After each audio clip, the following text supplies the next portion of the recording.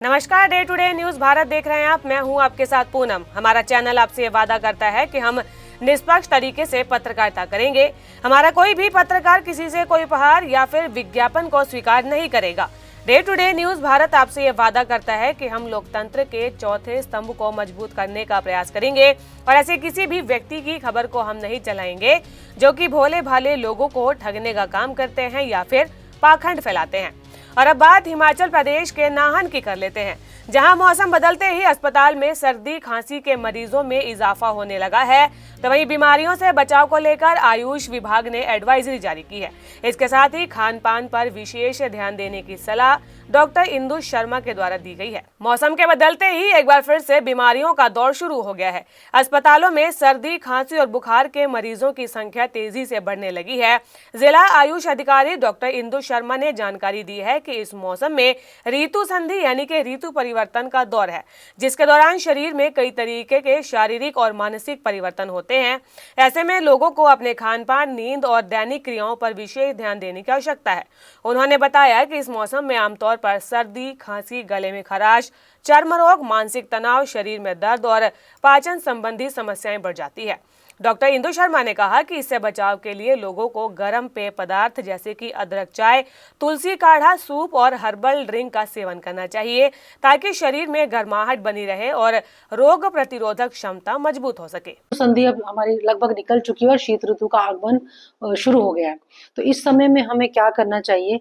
Mainly जो है ऋतु जब बदलती है तो शारीरिक मानसिक रूप से जो इंसान का चेंजेस आते हैं, शरीर में बहुत सारे चेंजेस आते हैं। तो जिसकी वजह से हम आपको कहेंगे कि स्वस्थ रक्षणम एक हमारे श्लोक में आता है कि हम अपने स्वास्थ्य को रक्षा कैसे करें, मेंटेनेंस ऑफ हेल्थ कैसे करें, इसका हमें जो बताया जाता है वो हमारी चरक संहिता में, आयुर्वेद में बहुत अच्छे से बताया गया है।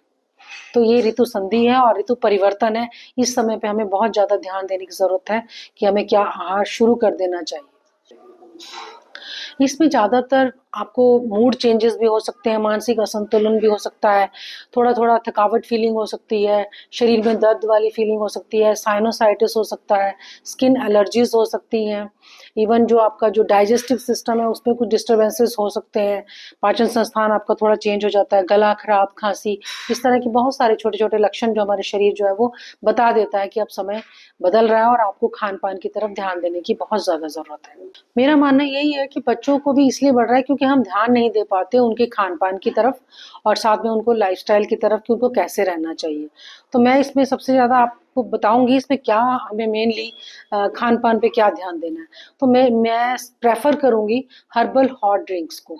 ये बच्चों को भी और बड़ों को, बुजुर्गों को, सभी को दी जा सकती है। बहुत सारी ड्रिंक्स हैं जिनको हम बदल-बदल के पी सकते हैं।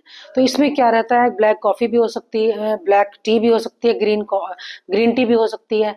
तो ग्रीन टी भी हम अपने घर में बनाएँ, जिसमें जिंजर लेमन भी हो सकता है। अलग-अलग फ्लेवर में बना सकते हैं, हम दालचीनी वाली भी बना सकते हैं, दालचीनी के साथ हम थोड़ा लेमन ऐड कर दें और हम पुदीना वाला भी बना सकते हैं, गर्म पानी में थोड़ा पुदीना बॉयल करके वो भी दे सकते हैं।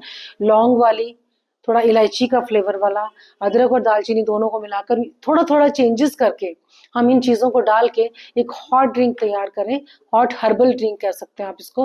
तो वो बच्चों को, बुजुर्गों को और सभी को, इवन सभी लोगों को वो ले सकते हैं। तो उससे क्या होता है, शरीर में एनर्जी भी आती है और वार्मथ भी बढ़ती है और इम्यूनिटी तो आपको पता ही है, उससे इम्यूनिटी भी रेज़ होती है, बढ़ती है। इसके अलावा उन्होंने लिक्विड डाइट और डिटॉक्स पेय पदार्थों के सेवन की भी सलाह दी है, ताकि शरीर को साफ किया जा सके और संक्रमण से बचाव हो सके। हिमाचल प्रदेश की ऐसी ही कई और खबरों को देखने के लिए day to day news Bharat को लाइक, शेयर और सब्सक्राइब करना बिल्कुल भी ना भूलें। नमस्कार।